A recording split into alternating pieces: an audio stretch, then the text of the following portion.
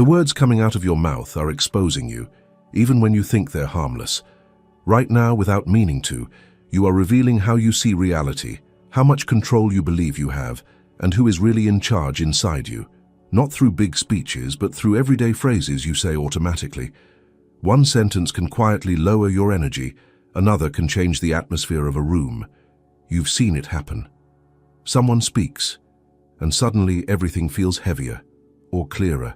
Nothing visible changed, yet something shifted.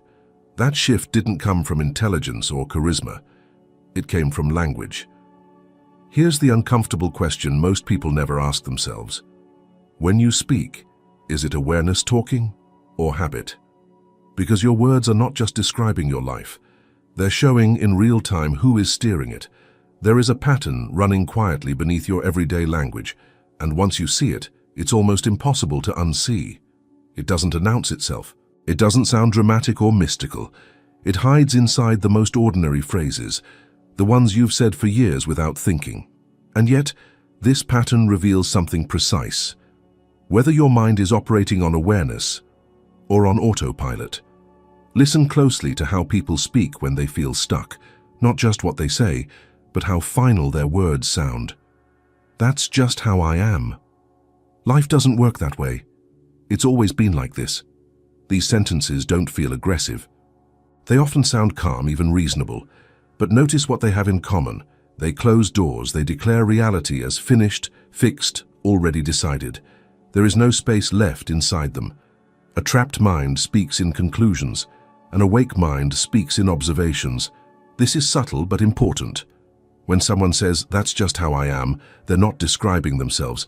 They're drawing a line around their identity and saying, nothing new gets in, no growth, no revision, no curiosity. The sentence functions like a wall, and most people don't realize they've built it themselves, one phrase at a time. An awake mind, on the other hand, rarely sounds absolute. It doesn't mean it's weak or uncertain. It means it stays in contact with reality as it unfolds. Instead of "that's just how I am," you'll hear something like, "I notice I tend to react this way," or "this is where I am right now. Do you feel the difference?" One is a prison, the other is a snapshot. The invisible pattern is not positivity versus negativity. That's a distraction. The real difference is rigidity versus presence. A trapped mind uses language to defend itself from change. It speaks as if life has already been settled, judged, and labeled. These words usually come loaded with the past. They recycle old explanations, inherited beliefs, family scripts, cultural assumptions, and the voice often sounds tired, resigned, as if speaking is just a way to confirm what's already expected.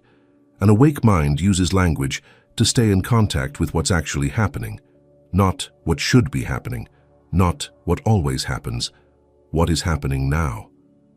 That kind of speech feels alive. It has breath in it. It leaves room for surprise. You can hear this pattern clearly when challenges appear. A trapped mind says, "Here we go again." An awake mind might say, "This is uncomfortable." One sentence collapses time and repeats a story. The other stays in the present moment without turning it into destiny. And here's the part most people miss.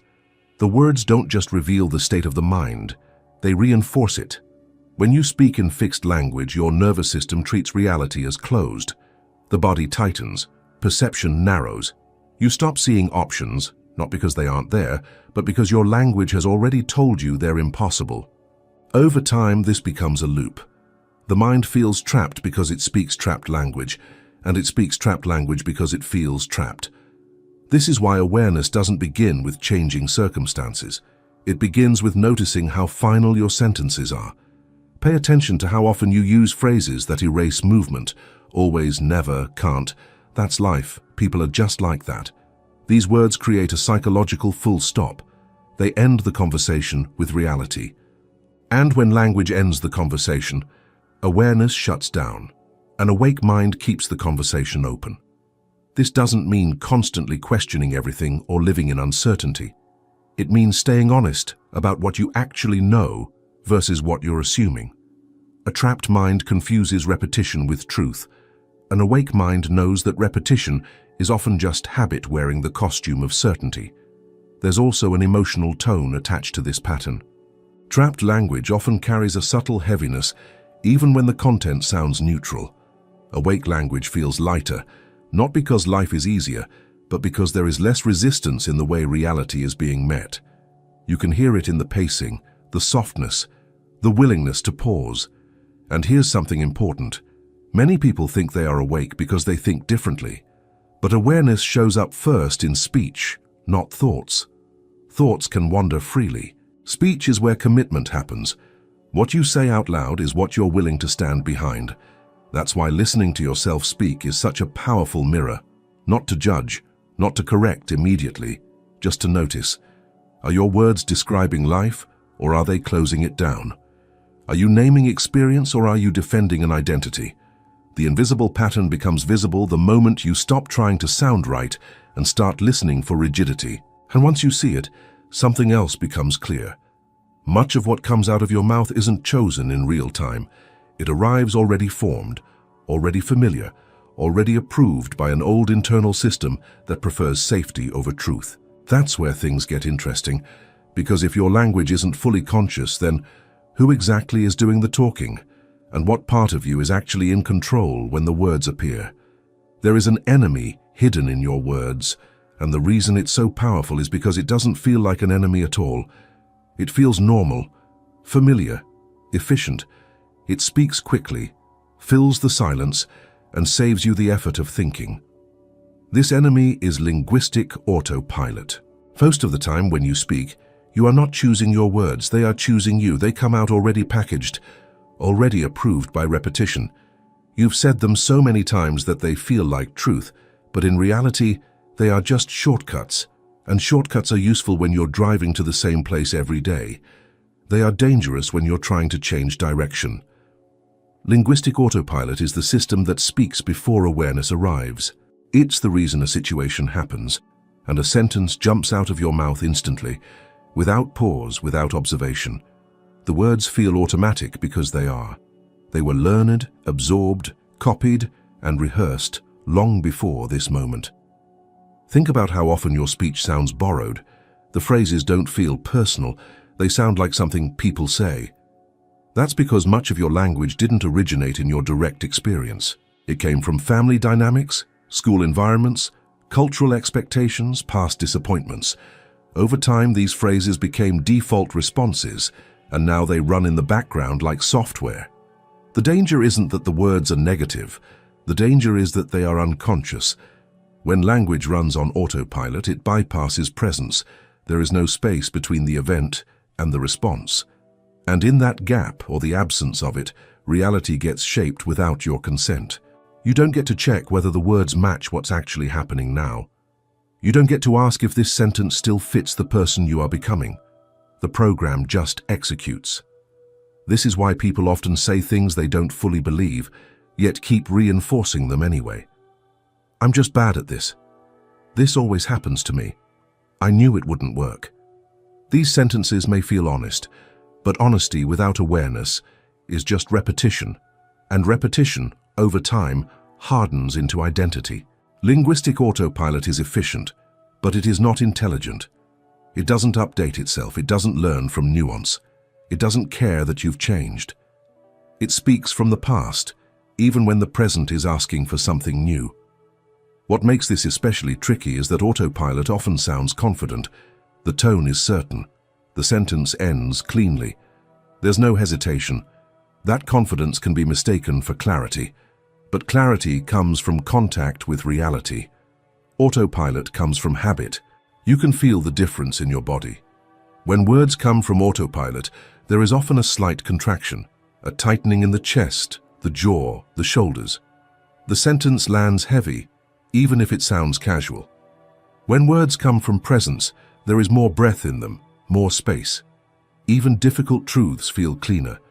Another sign of linguistic autopilot is speed. The faster the response, the more likely it's preloaded. Awareness takes a moment, not long, just enough to feel. Autopilot skips that moment entirely. It answers before you've actually arrived. And here's the uncomfortable part. Autopilot often protects something. It protects an old self-image. It protects familiar limitations. It protects you from the risk of seeing differently. If you pause and speak consciously, you might realize that the situation is not what you thought, and that realization comes with responsibility. So autopilot keeps things predictable. It uses language to maintain the status quo. This is why simply thinking positive doesn't work. You can replace one phrase with another, but if the system behind the speech remains unconscious, the old tone will sneak back in. The same doubts will reappear, just dressed in nicer words. The real shift begins when you start hearing the voice behind the words, not the content but the source. Is this sentence coming from direct perception or from a stored reaction? Is it responding to what's happening or repeating what has happened before? Most people never ask this question. They assume the voice that speaks is them. But it's often a mix of fear, conditioning, and emotional memory speaking through a mouth that feels familiar. And once you notice this, something subtle starts to happen. You realize that not every sentence deserves to be spoken. Not because it's wrong, but because it's outdated. It belongs to an earlier version of you that learned how to survive, not how to create. This awareness doesn't require silence all the time. It requires interruption. A small pause before the sentence completes itself. Just enough space to feel who is about to speak. Because if you slow down even slightly, you'll notice that some phrases don't actually come from choice. They come from reflex. And reflex is never in charge.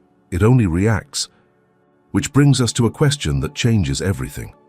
When a sentence like "I can't" appears so quickly, so convincingly, so automatically, you have to wonder, who exactly is speaking in that moment? And is that voice truly the one you want steering your reality forward? The phrase "I can't" sounds simple, almost innocent. 2 short words, no drama, no explanation. And yet, when they appear, they carry an unusual weight. They stop movement instantly. They end exploration. They don't ask questions. They deliver a verdict. But here's the detail that changes everything. When "I can't" shows up, it is rarely your deepest self speaking. To understand this, you have to notice how fast the phrase arrives. It often appears before you've actually tested anything, before you've checked your energy, your resources, or the reality of the situation.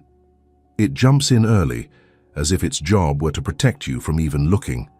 That speed is the clue. Conscious choice moves slower. Reflex speaks fast. So when you say "I can't," pause for a moment and ask, who inside you benefits from stopping right here? In many cases, the voice behind "I can't" belongs to a protective system, not an evil one, a tired one, a system that learned at some point that effort led to disappointment, that visibility led to criticism, that risk led to pain. Over time, this system became efficient at keeping you safe by keeping you small, and language became its favorite tool. Notice how "I can't" often feels factual, even when it's emotional. It pretends to be a description of reality, but it's usually describing a state. Low energy, fear, overwhelm, memory. Yet the sentence presents it as an absolute truth, as if the future had already been checked and confirmed. This is where identity gets tangled with reaction. There is a big difference between saying "I can't do this" and saying "something in me is resisting this right now." The first collapses everything into a fixed self. The second introduces awareness. It separates the observer from the reaction. And that separation is not philosophical, it's practical. It gives you room to breathe. Most people were never taught to distinguish between their conscious intention and their reactive system. So when a reaction speaks, it uses the word "I." It borrows your identity. It sounds official, but it's often just a part of you trying to avoid discomfort. This is why "I can't" often appears around moments of growth, new conversations, new responsibilities, new expressions of truth. The phrase doesn't show up because you are incapable. It shows up because something unfamiliar is asking for energy, and the system prefers what it already knows. If you listen carefully, "I can't" is rarely alone. It usually comes with a tone. Sometimes it's flat, sometimes defensive, sometimes tired. That tone tells you more than the words themselves. It reveals the emotional state of the speaker behind the sentence. And here's something subtle. The reactive system doesn't lie. It reports honestly from its level of capacity, but it speaks as if it were the highest authority. It doesn't say, "At my current level of fear, this feels like too much." It says, "I can't." End of discussion. The problem is not the limitation. The problem is mistaking a temporary state for a permanent self. When consciousness is present, language becomes more precise. Instead of "I can't," you might hear, "I don't know how yet," or "This feels challenging right now," or even, "I'm afraid of what might happen." These sentences don't weaken you. They clarify. They return control to awareness. A trapped mind uses "I can't" to avoid feeling. An awake mind uses language to stay in contact with feeling without being ruled by it. You can test this in your own body. The next time you say "I can't," notice what happens physically. There is often a drop in energy, a subtle collapse. The body believes the sentence immediately. Muscles relax in resignation, not in rest. The nervous system hears, "No action required, stand down." Words like this don't just describe reality, they instruct the body how to behave, and because the body responds so quickly, the mind takes that response as proof. "See, I really can't." The loop closes. Language creates sensation. Sensation confirms belief. Belief reinforces language. Breaking this loop doesn't require forcing yourself to say the opposite. That just creates internal conflict. It requires curiosity, a gentle questioning of authorship. Who is speaking right now? Is this the voice of possibility or the voice of protection? Is it responding to the present or to a memory? Once you ask that, something interesting happens. The sentence loses some of its authority. It becomes a signal rather than a command, fair message rather than a verdict. And when language shifts from verdict to message, a new kind of attention becomes possible. You start noticing how different words produce different internal states.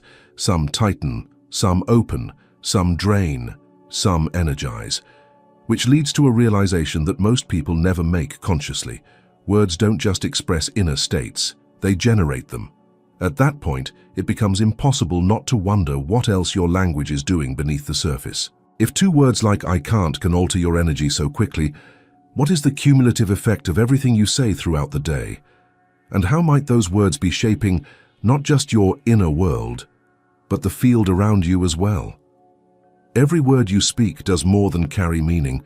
It carries energy, not in a poetic sense only, but in a physical, measurable way. The moment a word leaves your mouth, it interacts with your nervous system, your breath, your muscle tone, and the emotional field of the space you're in. You don't have to believe anything mystical for this to be true. You only have to pay attention. Think about how your body reacts when you hear certain words, not the definition of the word, but the sound and intention behind it. Some words make your shoulders drop. Others tighten your stomach. Some bring relief. Others create tension before you even process why. This reaction happens faster than thought. That speed tells you something important. Language is not just processed by the mind, it's felt by the body. When scientists measure brain activity, heart rhythm, or stress hormones, they consistently see changes based on verbal input. Calm, grounded speech tends to stabilize breathing and heart rate. Harsh or fearful language does the opposite. The body doesn't debate words. It responds to them immediately. This is what people mean, whether they know it or not, when they talk about a vibrational field. It's the sum of physiological and emotional signals being generated moment to moment. Your words are a major contributor to that field. They tune it like adjusting the tension on a string. What's important here is not whether a word is positive or negative, but whether it creates coherence or noise. Coherent language aligns breath, emotion, and attention. Noisy language fragments them. You can feel this when someone speaks in a way that doesn't match what they feel. The words may sound fine, but something feels off. The field becomes unstable. And this doesn't just happen internally. Other people sense it too. Have you noticed how one person can walk into a room, say a single sentence, and suddenly the mood shifts? Nothing happened, yet everything changed. That shift is not imaginary. It's the nervous systems in the room adjusting to new signals.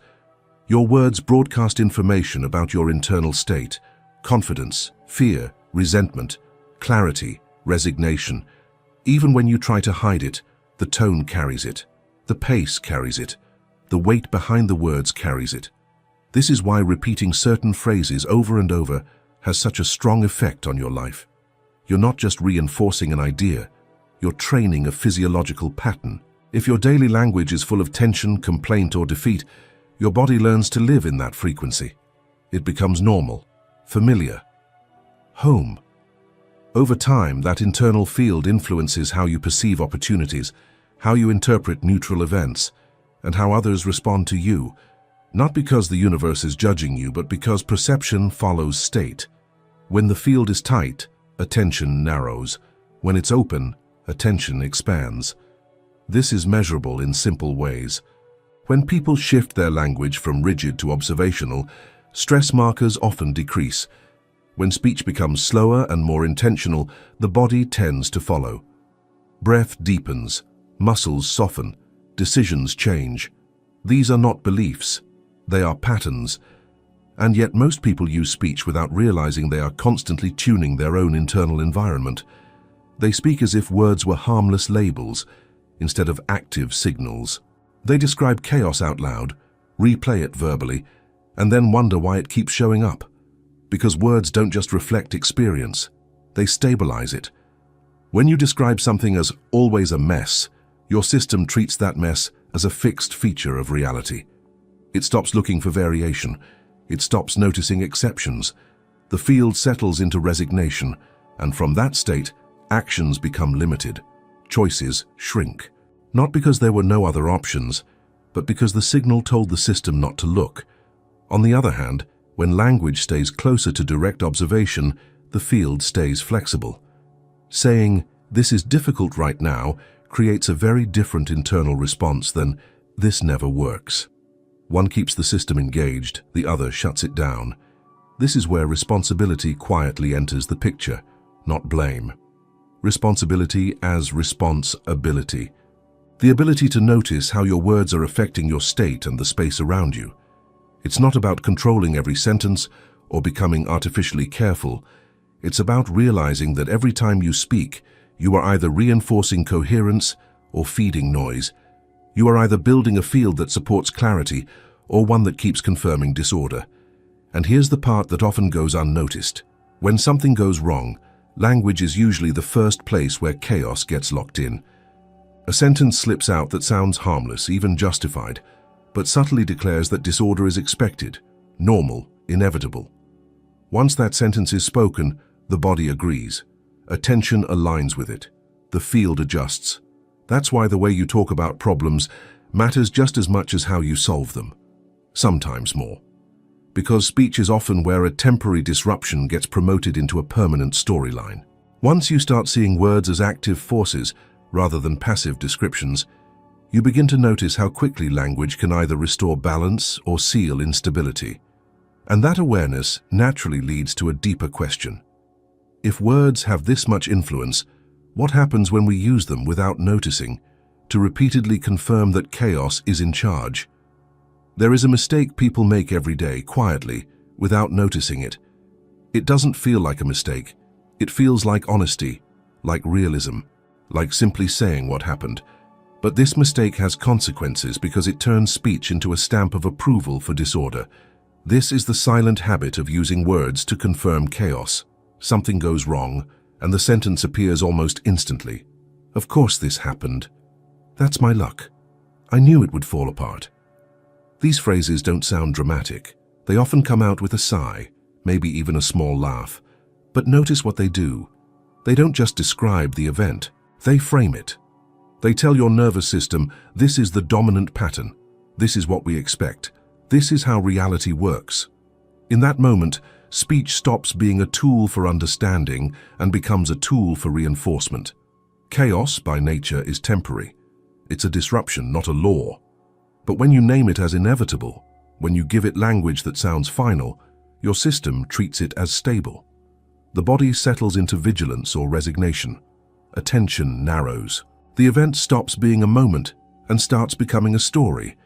Most people think they're just venting, releasing frustration, saying out loud what everyone can see. But the body doesn't hear venting, It hears instruction. It hears repetition. And repetition is how patterns are learned. There's a difference between acknowledging difficulty and declaring disorder as truth. Saying this didn't go as planned keeps the situation open. Saying nothing ever works closes it. One leaves space for response. The other turns reaction into identity. This is why the mistake is silent. It hides inside familiar expressions, phrases that sound socially acceptable, even relatable. People bond over them. They nod. They agree. And in that agreement, chaos becomes normalized. When you repeatedly speak about life as if it's against you, unpredictable in the worst way, or fundamentally broken, your system adjusts to that assumption. It starts scanning for confirmation. And because attention follows expectation, confirmation is easy to find. The mind is very good at proving itself right. This doesn't mean you should deny what's happening or pretend things are fine when they're not. That creates internal conflict, which is another form of noise. The issue is not naming the problem, it's naming it in a way that strips you of agency and freezes perception. There's a subtle emotional payoff in confirming chaos. It relieves you of responsibility. If things always go wrong, then nothing is required of you except endurance. No adjustment, no learning, no change in how you engage. The cost of that relief is that nothing new can enter. Listen closely to how chaos-confirming language feels in your body. There's often a drop, a slight collapse, a sense of, here we go again. That feeling may be familiar, but familiarity is not the same as truth. It's just repetition. And repetition, when spoken, has weight. When you say I knew it, you're not just referring to the past. You're training the future. You're teaching your system that anticipation equals defense, not curiosity. That preparation means bracing, not engaging. Over time, this creates a baseline of tension that feels normal, even when nothing is wrong. The mistake becomes even more powerful when it's shared. When groups of people speak this way together, chaos gains social reinforcement. It becomes part of the collective field. Complaints echo, expectations lower. Cynicism passes as wisdom, and yet all of this happens without intention. No one wakes up wanting to program themselves for disorder. They're just speaking from habit, from fatigue, from inherited language patterns that were never questioned. This is why awareness around speech matters most in moments of disruption. Not when things are calm. Anyone can speak clearly when life is smooth. The real test is how you speak when plans fall apart, when uncertainty shows up, when control slips. That's when language reveals whether it's serving clarity or feeding confusion. There's a moment, right after something goes wrong, when silence is available. Just a breath, just a pause. That moment is uncomfortable because it doesn't immediately discharge emotion, but it's also powerful because it prevents the automatic sentence from locking the event into a larger narrative. Most people rush past that moment. They fill it with words. And those words spoken too quickly often give chaos more authority than it deserves.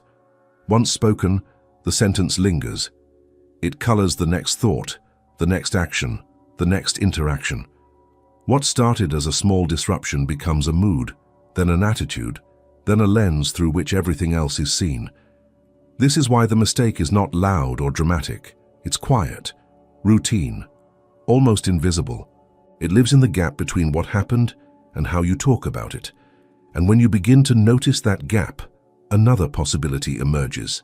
The possibility that not every moment needs to be named immediately, that not every reaction needs a sentence, that sometimes the most stabilizing response is not a better explanation, but the absence of one. Which leads to something most people misunderstand entirely. Silence is not weakness.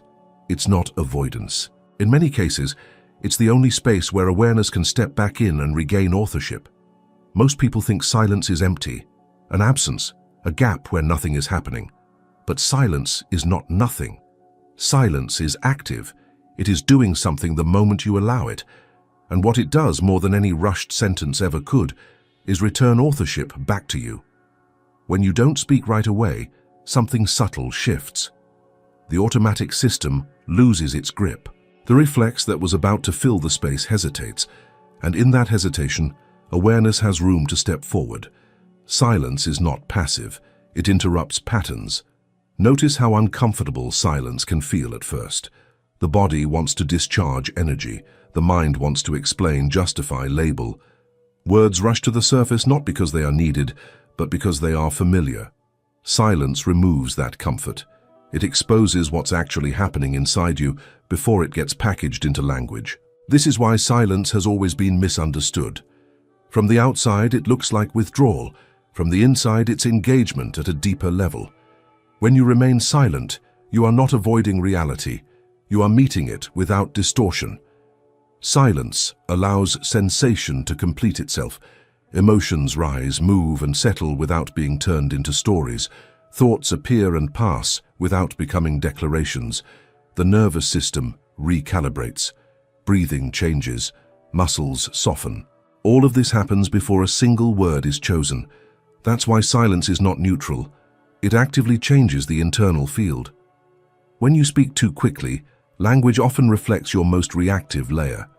When you pause, speech has to pass through awareness first. It gets filtered, not censored but refined. The words that survive silence tend to be fewer, clearer, and more aligned with what's actually true. There's also a kind of intelligence in silence that words can't replicate. Silence listens. It gathers information. It notices tone, energy, timing. It picks up on what's being communicated beyond language. In conversation, silence often reveals more than questions ever could. You've felt this when someone pauses instead of responding immediately. The space itself speaks. It changes the dynamic. It invites honesty. It slows the pace. It signals presence. Internally, the same thing happens. When you don't immediately narrate an experience, you allow it to inform you. Instead of telling reality what it is, you let reality show you what it's doing. This is why silence has always been associated with wisdom across cultures, not because words are bad, but because silence restores proportion. It puts words back in their rightful place as tools, not rulers. Most people use speech to manage discomfort. Silence asks you to feel it instead. And feeling, unlike explaining, actually resolves things. When discomfort is felt without commentary, it moves. When it's narrated too quickly, it gets reinforced. Silence also breaks the cycle of chaos confirming language. If chaos needs immediate interpretation to become dominant, silence starves it. It prevents a temporary disruption from being promoted into a permanent identity. That pause after something goes wrong is powerful. It's where you decide whether the moment will be processed or programmed. Silence keeps the moment fluid. Speech freezes it. This doesn't mean staying silent forever or suppressing expression. It means recognizing silence as part of language, not the opposite of it. Silence is the punctuation that gives meaning to words. Without it, everything becomes noise. There's another layer here that most people don't notice. Silence reveals intention. When you stop speaking automatically, you start noticing why you want to speak at all. Is it to connect, to clarify, to defend, to discharge tension? Silence makes motive visible. And once motive is visible, choice becomes possible. From that place, words change. They become more deliberate, more accurate, less loaded. You stop speaking to control outcomes and start speaking to reflect reality. The tone shifts. The field stabilizes. This is why silence often feels grounding, not just for you, but for others. It signals safety. It signals that not everything needs to be filled. That presence is enough. But silence also exposes something uncomfortable. When you stop speaking automatically, you begin to notice how many of your usual phrases were never necessary to begin with. They were fillers, habits, social reflexes, and that realization can be unsettling, because it raises a quiet question. If silence is this powerful, and if so much of our speech is optional, what about the words we use casually, without thought, that seem harmless on the surface? The phrases we say every day that don't feel chaotic or dramatic at all, yet still carry hidden instructions beneath them. The words that shape your life the most are rarely the dramatic ones. They are not the angry outbursts or the emotional confessions. The most dangerous words are the ones that slip out casually, almost politely, without resistance. They sound reasonable, harmless, even responsible. And that's exactly why they pass unnoticed. Phrases like, "I'll try," "hopefully it works," or "We'll see what happens" don't trigger alarm bells. They don't sound negative. In fact, they often sound mature and realistic. But beneath their calm surface, they carry a quiet message. Uncertainty is in charge. When you say, "I'll try," notice what happens internally. There's no commitment in the body, no forward movement. The nervous system doesn't mobilize. It stays half ready, half withdrawn. The phrase leaves an exit open, not for flexibility, but for retreat. And because it sounds polite, it avoids scrutiny. Harmless-sounding words are powerful because they bypass awareness. They don't feel like beliefs, so they're never questioned. They operate like background settings, constantly tuning your internal field without ever asking permission. These phrases often come from a desire to avoid disappointment. They protect you from the emotional cost of fully engaging. If you only try, then failure doesn't hurt as much. If you say hopefully, then the outcome is never really yours. Responsibility is softened, and with it, so is your influence. This is not about forcing certainty where none exists. Life is uncertain. Outcomes are not guaranteed. But language that constantly leans away from ownership trains the system to stay passive. It teaches the body that effort should be cautious, limited, provisional. Over time, this becomes a stance toward reality. You can hear it in how people talk about their plans, their health, their relationships. The tone is often gentle but also distant, as if they're watching their own lives from the sidelines. Not fully in, not fully out. Waiting. These words also shape how others respond to you. When your language carries doubt, even subtly, people feel it. They may not consciously register it, but their nervous systems do. Confidence is not just about volume or assertiveness, it's about coherence. When words, tone, and intention align, the signal is clear. When they don't, the signal weakens. The danger here is not that these phrases are wrong, it's that they quietly hand over control. They suggest that reality is something that happens to you, not something you participate in shaping. And because they sound modest, they're socially reinforced. People nod, they agree, they respond in kind. The pattern spreads. Another category of harmless-sounding words lives in self-description. "I'm just not a morning person. I'm bad with money. I'm not great at relationships." These statements often come with a shrug. They feel light, almost humorous. But each one is a small identity claim. The body listens to these claims. It adjusts behavior accordingly. Effort decreases. Curiosity shuts down. The system stops experimenting because the outcome has already been named. What makes these phrases especially sticky is that they often contain a grain of truth. You may struggle with mornings. Money may feel challenging. Relationships may have been painful. But when you turn a pattern into an identity, you freeze it. You stop relating to it as something that can evolve. Harmless words become harmful when they remove motion. Most people don't realize how often they speak in ways that dilute their own agency, not dramatically, gently, softly, politely. And because there's no emotional charge, awareness never shows up to question it. This is where silence again becomes a teacher. When you pause before saying these phrases, you may feel a slight discomfort, a sense that something else wants to be said, but isn't fully formed yet. That something often carries more honesty, but also more responsibility. Choosing different words doesn't mean pretending to be confident when you're not. It means aligning language with presence instead of habit. Saying "I'm learning" instead of "I'm bad at this." Saying "I'm willing to engage" instead of "I'll try." These shifts are not cosmetic. They change how the body prepares for action. And preparation matters more than outcome. Once you begin to notice these seemingly harmless phrases, you start hearing them everywhere, in yourself, in others, in the culture. You see how entire lives are shaped not by trauma or failure, but by small, repeated statements that quietly lower the ceiling of what feels possible. At that point, language stops feeling neutral. It starts to look like a steering mechanism, and that realization naturally leads to a deeper understanding. If these small, gentle phrases can influence direction so consistently, then whoever is unconsciously choosing your words is also choosing where you're headed. Which raises a question that can no longer be ignored. If your speech is not fully observed, who is actually steering your direction through it? Direction is rarely chosen in one dramatic moment. It's chosen gradually, quietly, through thousands of small adjustments that feel insignificant at the time. And one of the most powerful of those adjustments is speech, because whoever controls your speech over time controls where you're going. This doesn't happen through force. It happens through habit. Language sets the tone for how you interpret events, how you frame choices, and how much energy you bring into action. If your words are being selected by old patterns, then your future is being shaped by the past, even if you believe you're moving forward. Think about direction as something internal before it becomes external.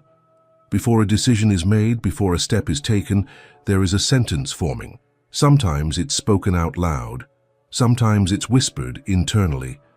That sentence carries an assumption, and assumptions act like invisible steering wheels. If your language assumes limitation, direction bends toward caution. If it assumes conflict, direction bends toward defense. If it assumes chaos, direction bends toward bracing. You don't need to consciously choose these paths. Your speech chooses them for you. This is why people can sincerely want change, yet keep moving in the same patterns.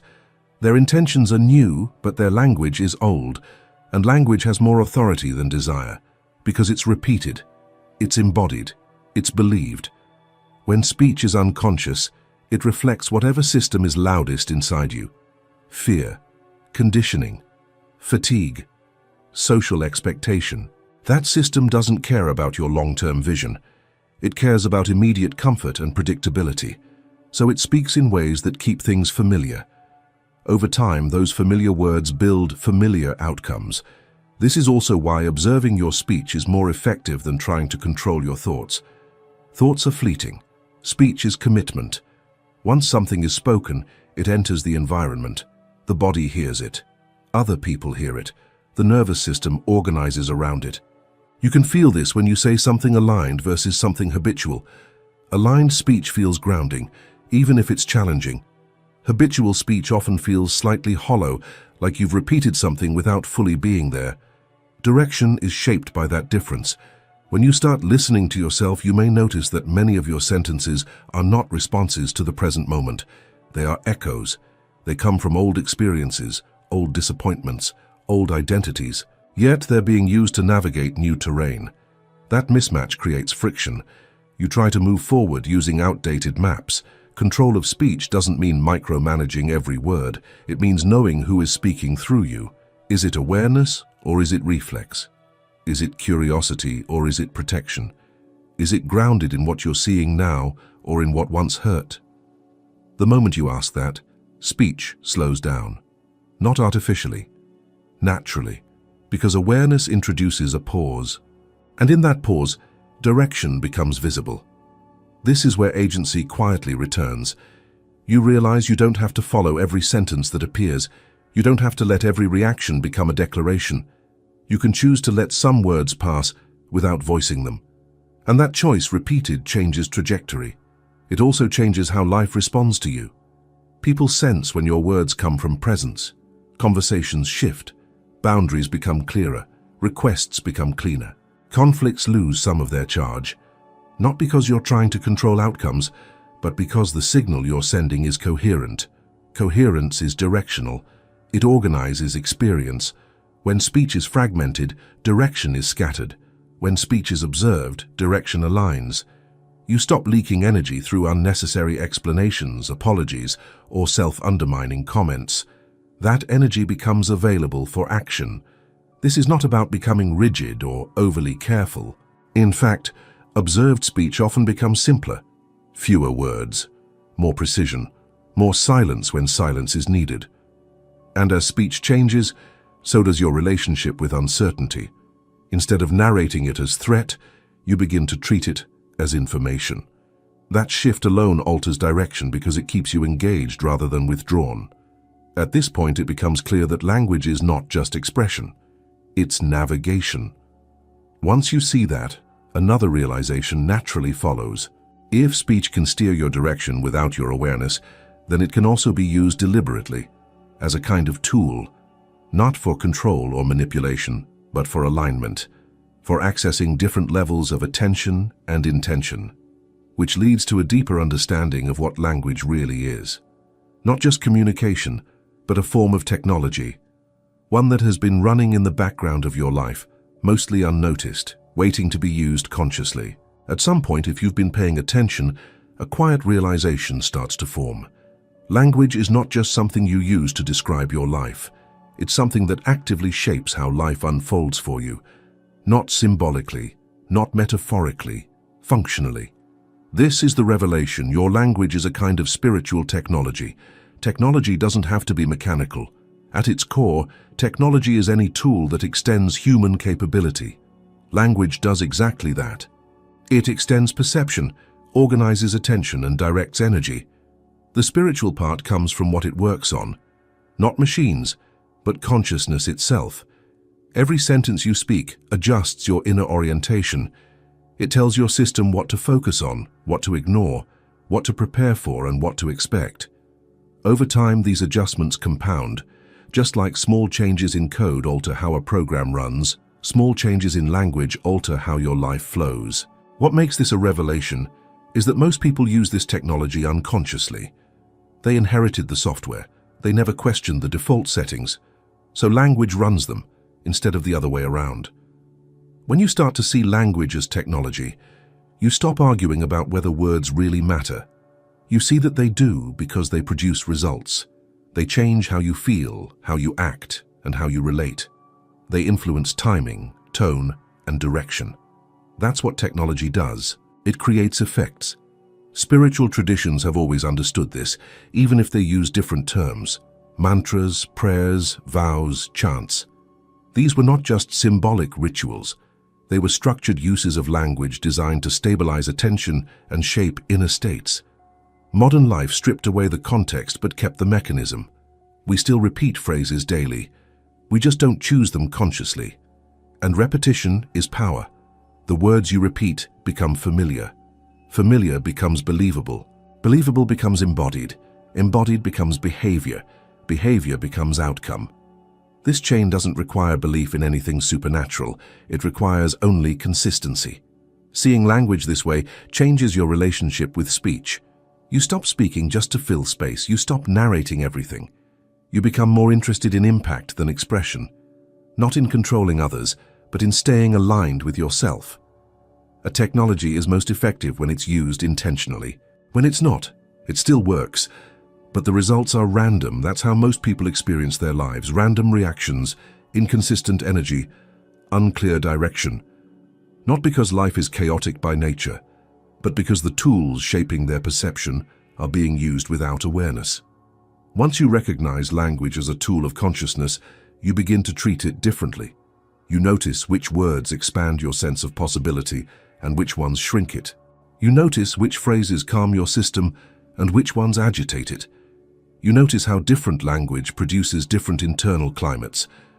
This isn't about finding perfect words, it's about congruence. Words that match your actual experience instead of masking it. When language matches reality, the system relaxes. When it doesn't, tension builds. That relaxation is not laziness, it's efficiency. Energy stops being wasted on internal contradiction. Another aspect of this technology is timing. Saying the right thing at the wrong time can disrupt coherence. Knowing when not to speak is just as important as knowing what to say.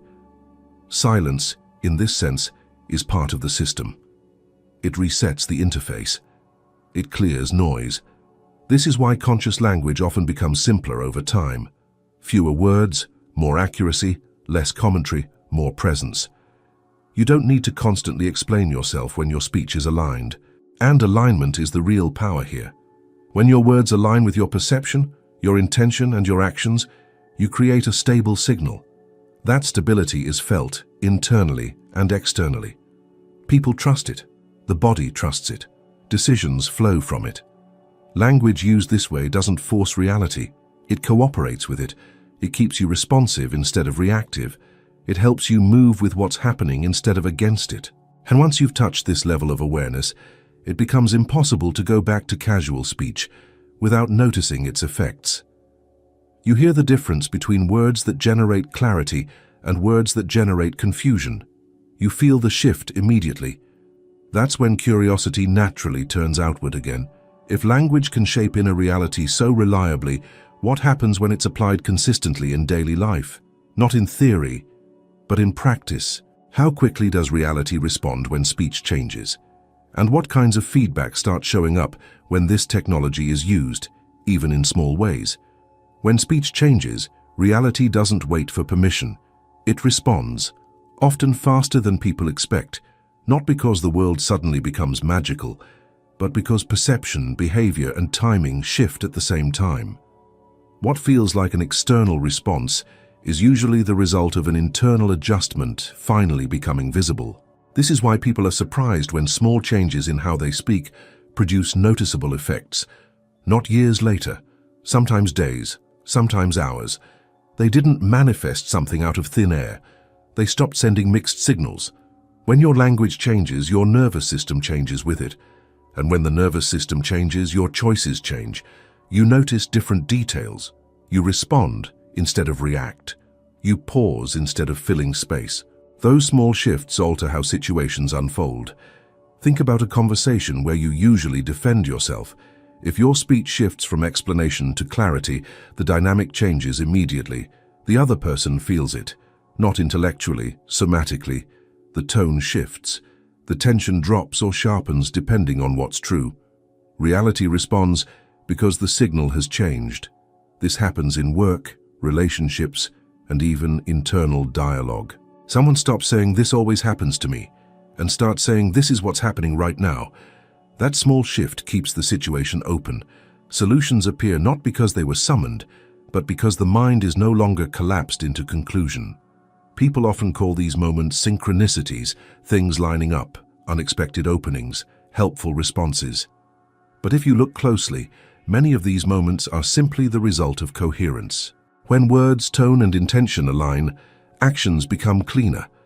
Others respond more clearly. Opportunities that were always present become visible. The speed of response can feel surprising because most people underestimate how much friction their language was creating. They were pushing forward while verbally pulling back, committing while hedging, asking while apologizing. Once that contradiction dissolves, momentum returns. There's also a feedback loop that begins to form. When you notice that speaking differently produces different outcomes, awareness sharpens. You become more attentive to how you phrase things, not obsessively, but curiously. Language becomes a place of experimentation rather than habit, and reality gives feedback quickly because it always has. You're just listening now. Someone changes how they speak about their health, not with denial, but with presence, less dramatizing, more observation. Their relationship to their body shifts. They notice signals earlier. They respond sooner. Symptoms don't magically disappear, but the trajectory changes. Someone changes how they speak about money, fewer identity claims, less fatalism, more accuracy. They stop narrating lack and start tracking reality. Decisions improve. Conversations become clearer. The external situation begins to reflect that clarity. What's important here is that the response is proportional. Small shifts in speech create small but meaningful shifts in experience. Over time, those accumulate. This is not about instant transformation. It's about removing resistance that was never necessary. Another reason reality responds quickly is because other people are part of it. When your language changes, people sense it. They hear the difference in commitment, presence, and boundaries. They adjust unconsciously. They trust more or push back less. They engage differently. Even silence plays a role here. When you stop explaining yourself excessively, others fill the space with more respect. When you stop narrating chaos, situations de-escalate faster. These responses are not mystical, they are relational. Internally, the response is just as immediate. When you stop using language that drains you, energy returns, not as excitement, but as steadiness. Decisions feel simpler. You waste less time arguing with yourself. That steadiness translates into action. People often think change requires effort, discipline, or force. Sometimes it does, but often it requires subtraction. Removing the words that weaken your signal. Removing the phrases that keep you divided against yourself. Reality responds to clarity because clarity is efficient. This doesn't mean everything suddenly goes your way, Challenges still appear, uncertainty remains, but your relationship to them changes. You stop sealing moments into identities. You stop predicting failure out loud. You stay closer to what's actually happening. And that closeness matters, because when you're close to reality, you can respond to it. When you're narrating it from a distance, you can't. As people begin to notice these responses, a deeper sense of responsibility emerges. Not heavy, not moral, practical. You realize that speech is not just expression, it's participation. Every sentence is a way of entering the moment. At that point, the question is no longer whether words matter, it's whether you're willing to observe them consistently. Because once you've seen how quickly reality answers a change in language, it becomes clear that observation itself is the real practice. And the next sentence you speak is always the first place where that practice begins. Speak like someone who knows they are not a passenger in their own life. This doesn't mean speaking louder, smarter, or more confidently than others. It means speaking with presence, with awareness of what your words are doing to you while you say them. Every sentence is either handing control to old patterns or reclaiming it, quietly, in real time. You don't need new beliefs. You don't need to fix yourself. You only need to notice. Notice when your words close reality and when they leave it open. Notice when they drain you and when they steady you. That noticing alone changes the direction. Command of reality doesn't come from forcing outcomes. It comes from coherence, from letting your language reflect what you see now, not what once limited you. The next sentence you speak is already shaping what comes next. If you stayed until here, write this phrase in the comments so I know you reached the end. I choose my words with awareness. And if this resonated with you, watch one of the videos appearing on the screen now. They go deeper into this same practice. If you want more content like this, that's where to continue.